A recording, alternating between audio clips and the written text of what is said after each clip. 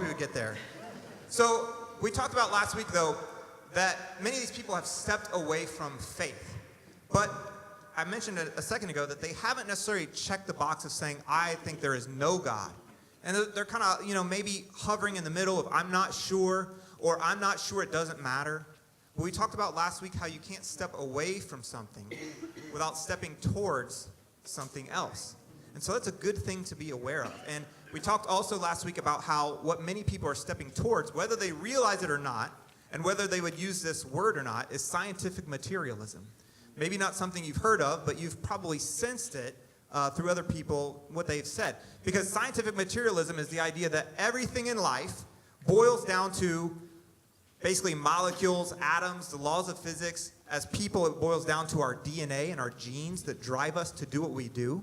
And so any belief in God or something transcendent or higher than that, or even any belief in meaning or purpose, is basically an illusion. Okay, so that's what scientific materialism says. You may not have heard it defined that way, but that's just my super simple definition.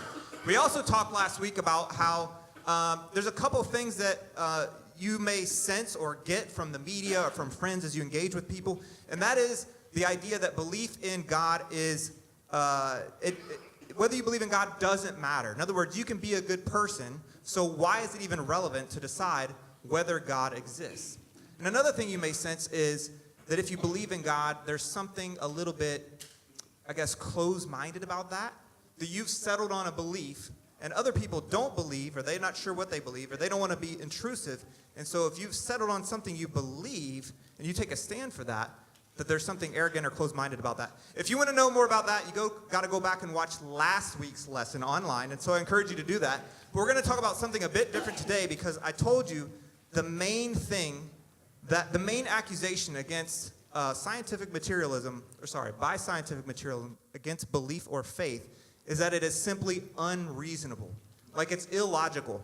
And I don't want to speak for people that project this, so I'm actually going to give you a quote to show you what I'm talking about. This is from Richard Dawkins, who is a well-known atheist who wrote the book The God Delusion. So prepare yourself for this quote. He said, "Faith is the great cop-out, the great excuse to evade the need to think and evaluate evidence. Faith is belief in spite of, even perhaps because of, the lack of evidence."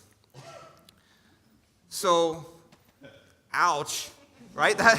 That's a little bit insulting. I try not to get insulted when I read that, but it is a little bit insulting. So we're actually going to talk about this directly and head on today, because I don't want anybody sitting in here to think that believing in God is something that you have to check your brain at the door. And so I think for some of us, this can be like an underlying fear or doubt or question, but maybe you don't dive headfirst into just exploring this question. So I'm going to try to speed that up for you a little bit and just kind of supply and equip you. And for some of you, this will help you personally. And for others of you, you may not have any of these questions or doubts. But guess what? Your kids do. The people around you at your work or your school do. So this is a great equipping opportunity that we have to do together. So are you with me on that? Yeah. All right, so we're going to hit this head on. But first, I have to talk to you about something, and that is my love for escape rooms. And if you don't know what an escape room is, well, first of all, I got a picture here. This was the first time my wife and I did an escape room. And so we've got some friends here, Albritons and Dyers and Williams. And if you notice, this is a team stacked with some brain power right here. And that is no accident.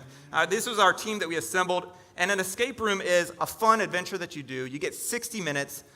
They lock you in a room, quote unquote, lock you in a room. You have 60 minutes to solve all kinds of clues and riddles that interconnect to each other. And when you get through all the riddles and all the clues, you get like a key or a punch code, and you get out of the room.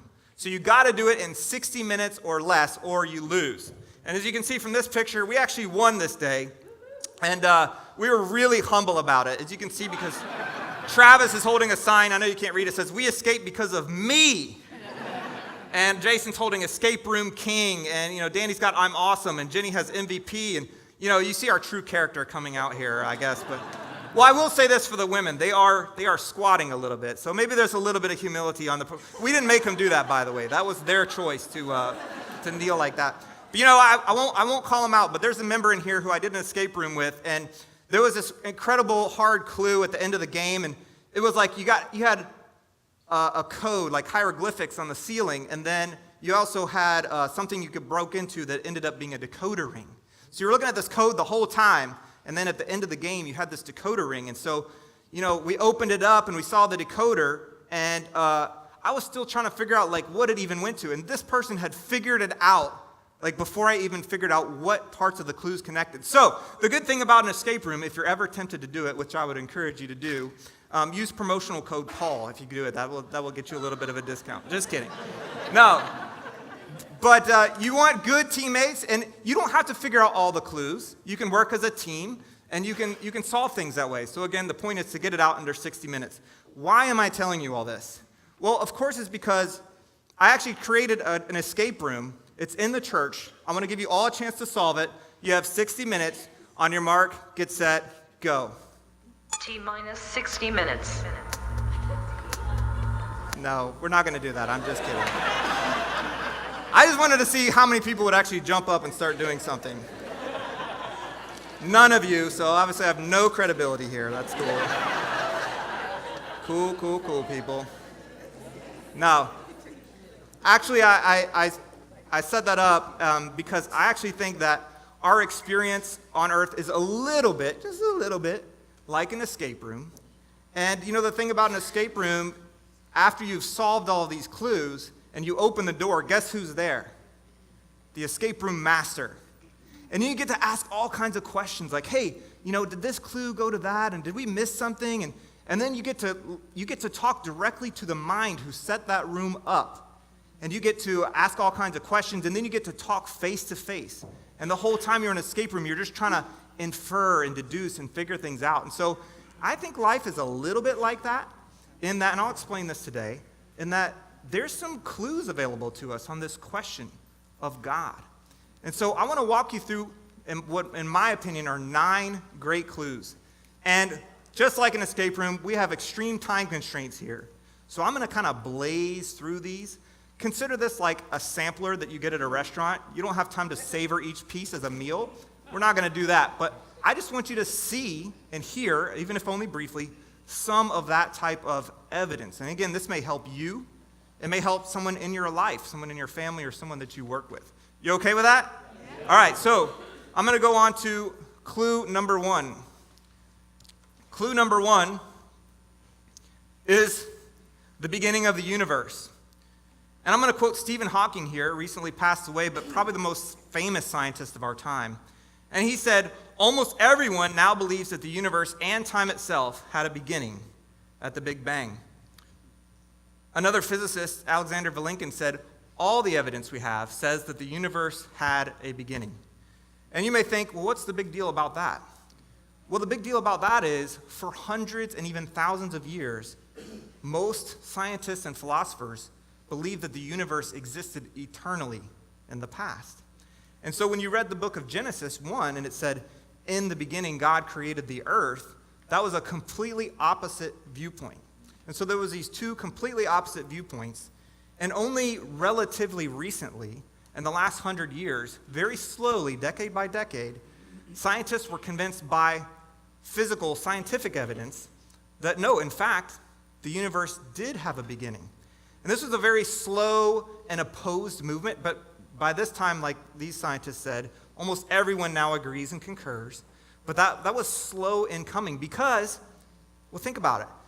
If the universe, all of time and space and matter, had a beginning at a point in time, how did that happen?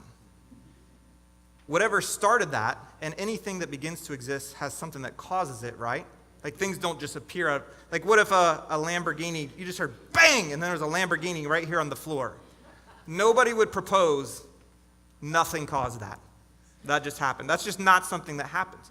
So the universe having a beginning, the question is raised necessarily, what caused the universe? And whatever your answer is, it can't be time or space or material.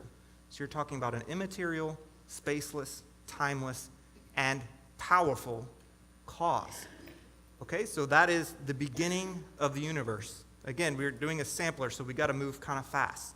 Clue number 2, the fine-tuning of the universe. This is an even more recent development than the awareness of the beginning of the universe, but again, this is Stephen Hawking. The laws of science, he said, as we know them at present, contain many fundamental numbers, like the size of the electric charge of the electron and the ratio of the masses of the proton and electron. The remarkable fact is that the values of these numbers seem to have been very finely adjusted to make possible the development of life.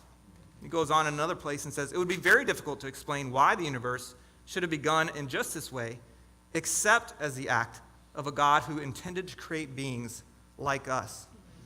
And in summarizing all these findings, Discover magazine, which is a very mainstream science magazine, said this: the universe is unlikely. And what it's talking about is the fact that the universe is so finely balanced to allow life to exist. The universe is unlikely, very unlikely, deeply, shockingly unlikely. We're talking about flipping a quarter and it not landing heads and not landing tails 100 times in a row, but like landing on the edge 100 times in a row. The odds are simply astronomical. Scientists are working on trying to come up with a natural explanation of this, but I will tell you they haven't done that. The universe is highly fine-tuned to balance stability and complexity and allow life to exist. Clue number 3, the existence of life. You know, it's kind of easy for you and I to take life for granted, living life, but the fact is that even the very simplest cell is unimaginably complex. It's composed of hundreds and thousands of proteins. DNA is like a software code. Bill Gates said, the code in our DNA is more sophisticated than any code developed by man. You know, it implies infinitely so. There was a guy named Antony Flew, and he was a very famous atheist and outspoken guy. And just by studying what would it take for the development of life, he actually said, I can no longer hold to my atheism. He didn't become a Christian, but he said, look, there had to be an intelligence that did this. And this is what he said towards the end of his life. What I think DNA material has done is that it has shown by the almost unbelievable complexity of the arrangements which are needed to produce life that intelligence must have been involved in getting these extraordinarily diverse elements to work together.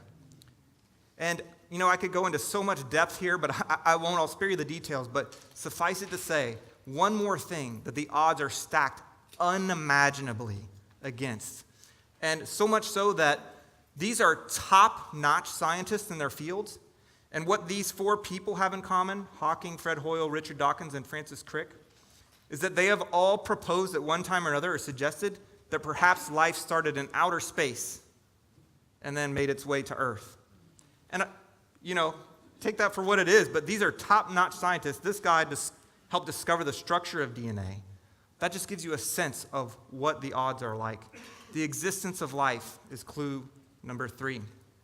And you might be wondering, like, hey, if there's all this evidence, why don't all scientists just believe in God now? Why don't all people, how come I haven't heard more about this? Well, that's an interesting question, but remember, all 3 of these things are actually fairly recent developments, and it takes several decades for discoveries like this to kind of work their way through into the general public. And so that's actually taking place as we speak. It's just kind of a slow roll, really. All right, but moving on, clue number 4 is the orderliness of the universe. And what this means is, how is it that the universe that we study is so prone to being studied and observed and understood? Like, it doesn't have to be that way. And Einstein himself said much the same. He said, the most incomprehensible thing about the world is that it is comprehensible.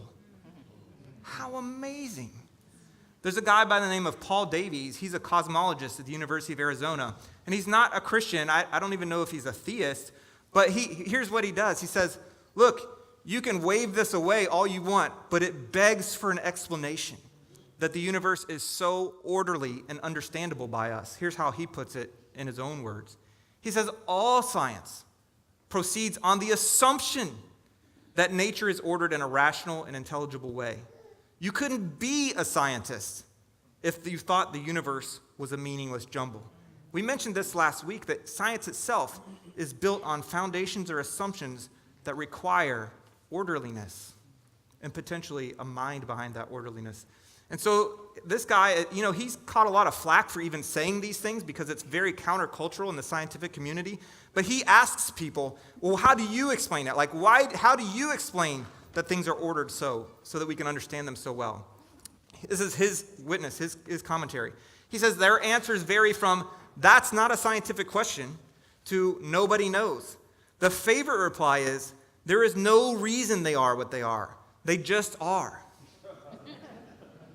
Okay, fine, but that's not an explanation. That's not an answer.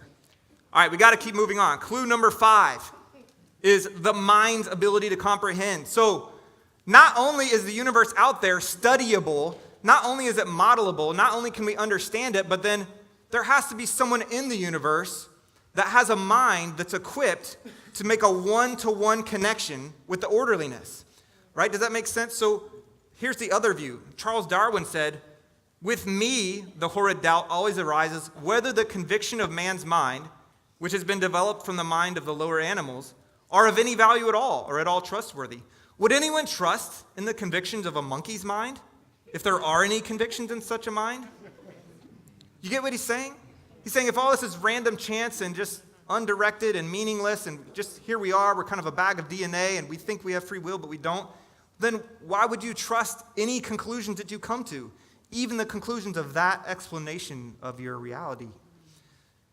There was another scientist who said it this way. Atheist evolutionary biologist J.B.S. Haldane said, if my mental processes are determined wholly by the motions of atoms in my brain, scientific materialism, I have no reason to suppose my beliefs are true. And hence, I have no reason for supposing my brain to be composed of atoms in the first place. You see how you get stuck? It undercuts its own conclusions. All right, you get the point. The mind's reliability to comprehend reality in the universe. Clue number 6 is the laws of logic. This one you may not have thought about before, and I'm not going to belabor, but suffice it to say this. Everybody, by their actions, affirms the laws of logic. Some people say, no, it's man-made, but they're using logic to say that and to try to convince you. Ask yourself this, where is logic? What is it composed of? Is it composed of atoms and molecules? No, right? Where is it? It's not anywhere in particular. Is it made of material? It's not made of material, and yet everybody affirms it. Same thing with clues of 7, the laws of mathematics. Kind of close to my heart because I was a math major and a math teacher, but the laws of mathematics, similar to the laws of logic. How can we all affirm it? How does it work? Why does it work? If there's an orderly mind behind the universe, there's a great explanation for that. Take that away, then you're left with, how do you explain that? Okay, but moving on. Clue number 8, the existence of persons like you and me. Like you live your daily life and you're pretty sure that you have choices to make, right? Like you chose something, hopefully, to eat for breakfast this morning. If not, then I know you're really distracted right now. But you chose something. You can purpose to do something, right? You have a mind, you have choices. You can intend and carry out that intention. You have agency. You're a person. Well, as long as people have believed that there was a personal being who created the universe, that was like the most natural thing in the world. Of course, that's a reflection of God. But take that away and say, no, all there is stuff and atoms and DNA. And all of a sudden, you have no ground to stand on to say that there is such a thing. And the discoverer of the structure of DNA, one of the discoverers, Francis Crick, he wrote a book called The Astonishing Hypothesis about this, and this is becoming more popular. So I just want to give you a sense of what this is like. He said, the astonishing hypothesis is that you, your joys and sorrows, your memories and your ambitions, your sense of personal identity and free will, all that stuff we were just talking about, are in fact no more than the behavior of a vast assembly of nerve cells and their associated molecules. That was Francis Crick. Sorry, that's a little bit depressing, isn't it? It's a little bit like a demotion, if you understand what he's saying. Another scientist said this: we are survival machines, robot vehicles blindly programmed to preserve the selfish molecules known as genes. He's saying, like, basically you're a glorified robot with flesh and blood. You may think you have choice. You may think you have agency and purpose. But if there's no God, that kind of has to go away. And by the way, I said scientists mentioned that. I'm not bashing scientists. As I said last week, I love scientists. I love science. I'm super grateful for what they do. And I hope science continues to advance and discover as much as humanly possible. But this is the results of scientific materialism carried to its full tilt. And lastly, clue number 9, the last one we're going to talk about today is moral law. Moral law. So you and I are used to taking it as, hey, some things are right and other things are wrong, right? And if you do something, you may or may not get caught. But even if you don't get caught, you have still broken some sort of law that transcends you or I, or even the law, or even our country's laws. Does that make sense? Like there's something above, and for us historically as Christians, it's been the lawgiver that is God. However, if you remove that, you get this. Atheistic philosopher Michael Roux said, morality, the idea that anything is right or wrong, I mean, we're talking murder, kidnapping, rape, whatever. Morality is a biological adaptation, no less than our hands and feet and teeth. And morality, in another place he says, is just an aid to survival and reproduction. Any deeper meaning is illusory. That means it also is an illusion. Morality itself is a corporate illusion. That means we invent it together and keep the illusion going with each other. Fobbed off on us by our genes to get us to cooperate. Wow. And I've actually personally talked to lots and lots of people who they say they believe this. But if you talk to them long enough, they'll say something else that betrays deep down, they really do think there is right or wrong, but they can't justify it, you understand? If there is no God to be the source of that morality. Which always makes me wonder, do the people who claim that morality and personhood, meaning our free will and our thoughts, are illusions, do they really believe that? And I again, in talking to people and listening to people, I've thought, people usually go one of two ways with this. They either say, no, there's no such thing as you, and there's no such thing as morality, and they stick to it, man. They stick to it. But when you talk to somebody like that, it's a little bit scary, because you think, well, there's no difference between, let's say, my child and a bug on the street, right? There's no difference. They're just little robots driven by their DNA. Well, that's a pretty scary thought when you get down to it. And then there's other people who go the other way, and they try to say this, but when you really try to pin it down and ask them, it's clear, like they really do believe there's right and wrong. They really do believe there's personhood. And so there's just a gap between what they say they believe and what they really believe. But anyway, these are 9 clues that I think are very compelling, very powerful. I don't believe that you can prove the existence of God. But like we talked about last week, I don't think you have to prove the existence of God.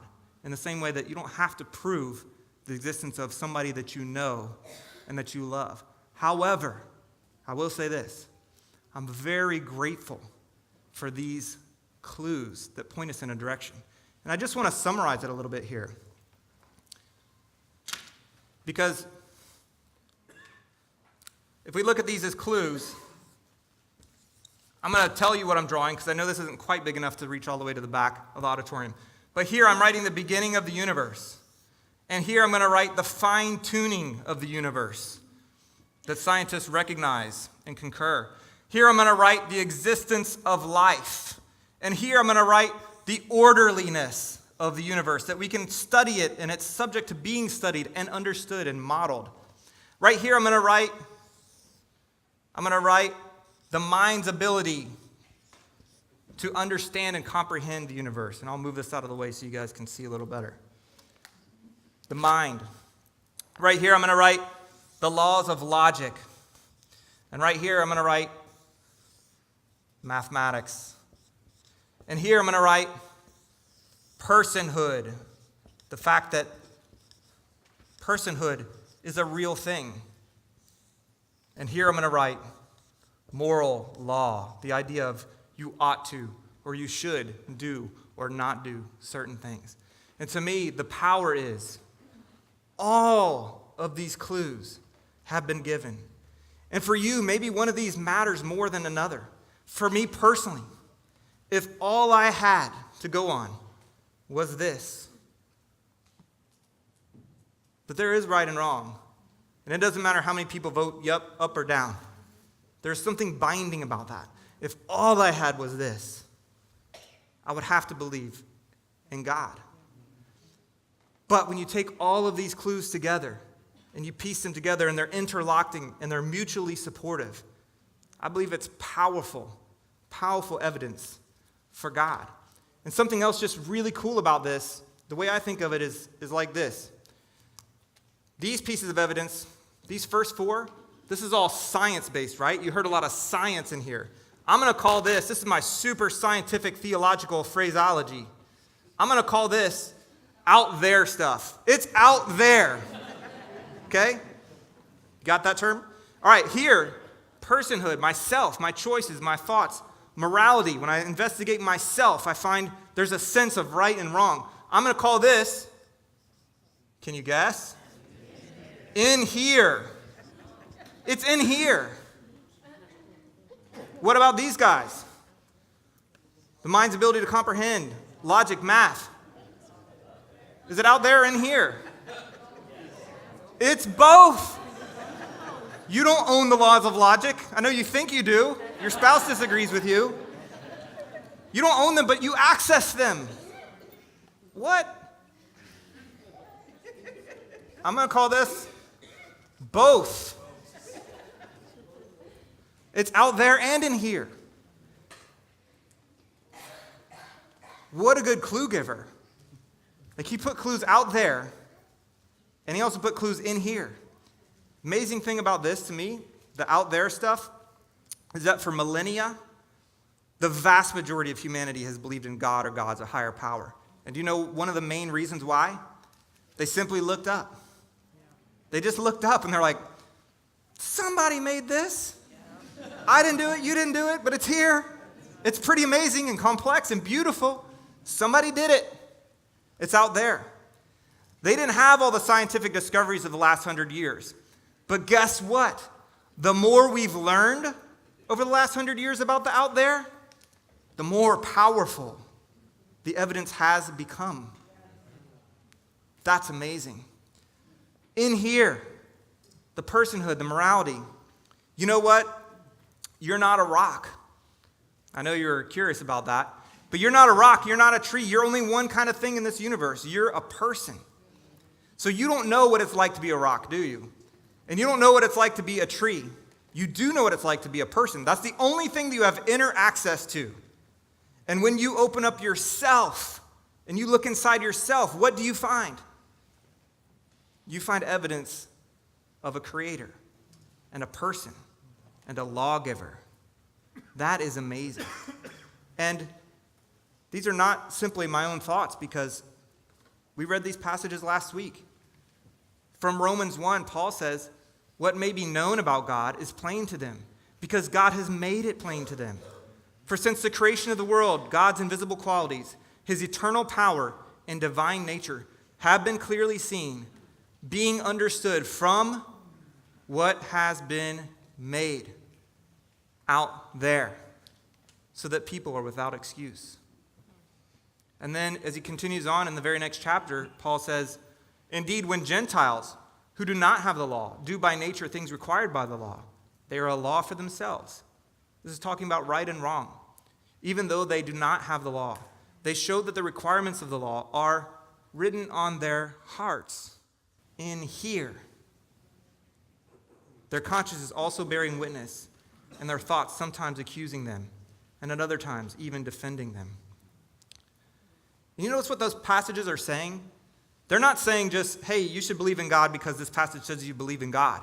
They're actually saying, look, God's left you some clues, and it's up to us to pay attention to those clues. By the way, just a little bit of actual terminology that I didn't make up. All of this stuff right here, there's a name for it called general revelation. General revelation means stuff that God has revealed to every single human being. Every single human being can access what is out there, and they can also access what is in here for them. And so God, according to Romans 1 and 2, has made all of this available to everybody.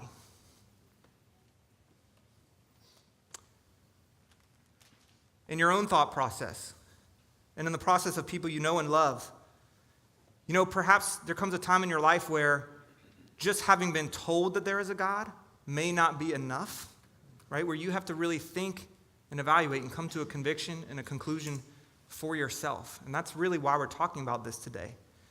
But in your conversation with people, I will suggest this. I was a seeker and I have been a nun in my life. And when I asked fact-based questions, sometimes I got faith-based answers of you just need to believe. So I will simply suggest this. These pieces of evidence are available for everybody. And you don't have to start by believing everything in the Bible to understand that, look, there is something behind this. And if you really boil this down to its simplest thing, I'm gonna pull a little statistical move. I studied statistics in college, and we used hypotheses. And we would say, listen, I'm going to give you a null hypothesis. That means like a nothing hypothesis. And it's like nothing is going on here. So I'm going to call this the nothingness hypothesis, okay? And then I'm going to do another one. I'm going to call it H sub G. And I'm going to say that is that there is a God, that there is a personal being, that there's a mind that explains this. So just so you know, a little bit background and history, in our culture for the last, few hundred years at least, the explanation, let's say it right here, there's a big question mark, right? What is it? Is there a personal being? Is there a mind who created this? Or is it literally all from nothingness? That's the question. For many centuries, it was like, hey, there's a God. He created everything. Cool. If there needed to be some fine-tuning done, you've got someone there to do the fine-tuning. If you need somebody there to give a jump start to life and create it, God can do that. Is there order in the universe? Well, of course there would be order coming from a personal being who has an orderly mind and likes beauty and order. Why are there people who can understand that? Well, because the source was a mind who created other like minds. Why is there logic? Why is there math? Well, that's all rooted again in the orderliness of a creator being. Why is there personhood? Well, because a personal being started it all. Why is there moral laws? Because there's a transcendent lawgiver. That's hypothesis God. And in our culture, it's so easy to just insult and dismiss things and just wave them away.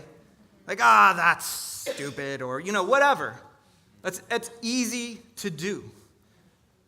And I think many people, when it comes to this, this question of God and does he matter and does he exist, I think a lot of people kind of easily do that. But a question I want to ask you and or equip you with is, okay, if you don't believe the God hypothesis, okay, we can go there, that's fine. What do you think explains it? Like, come up with another hypothesis. Does the nothingness hypothesis work? Could nothingness have begun the universe? Does nothingness explain the fine-tuning of the universe? Can nothingness overcome the hurdle of creating life from non-life and all life from that first life? Does nothingness result in order in the universe? Would that happen? Did that happen? Could that happen? Does nothingness create minds that understand? Is that likely? Does nothingness root logic and math? How do you explain that? Did nothingness create beings that create art and literature and poetry and understand mathematics? Does that work? And if there's nothingness, do you really believe there's nothing that's wrong? Like nothing morally outrages you? In my experience, there's always something that morally outrages everybody. But does nothingness justify that? And you have to decide, and everybody has to decide, which hypothesis you're going to live your life based on. Is it nothingness, or is it a personal being with a little bit like us in that there's mind and there's agency?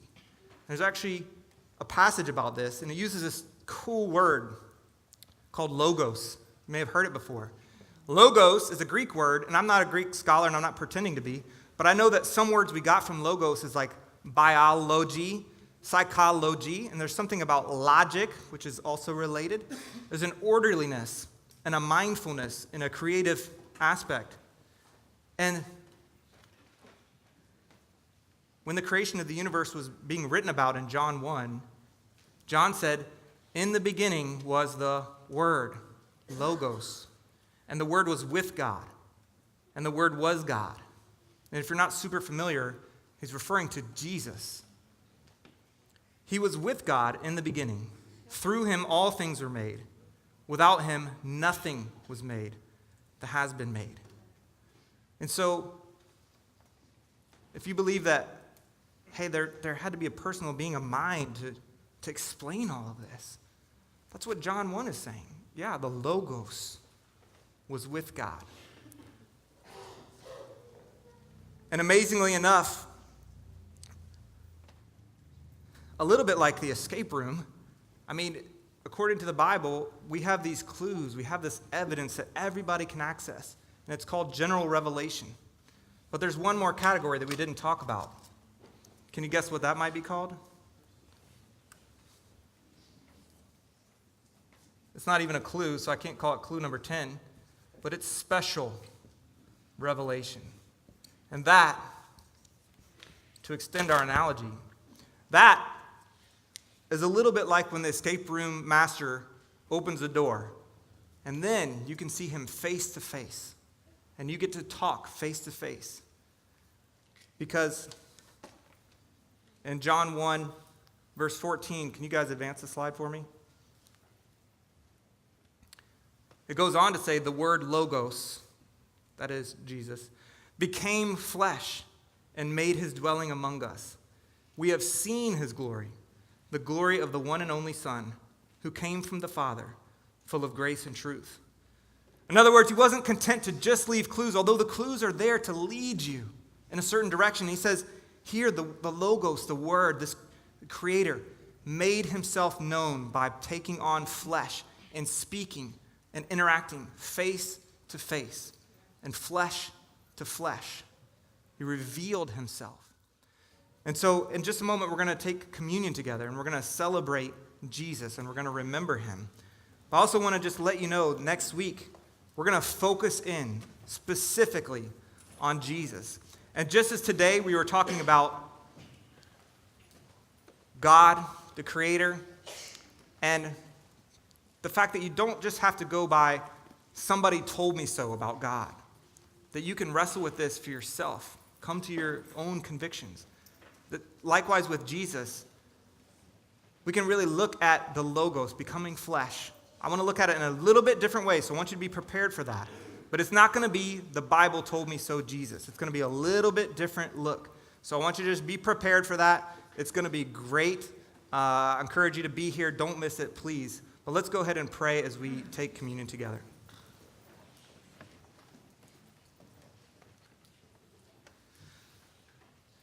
Father, we come before you humbly acknowledging that we are very limited in our scope of our knowledge, scope of our ability to grasp you and understand. And yet at the same time, we acknowledge you. We acknowledge your reality. We acknowledge your faithful character and your lordship.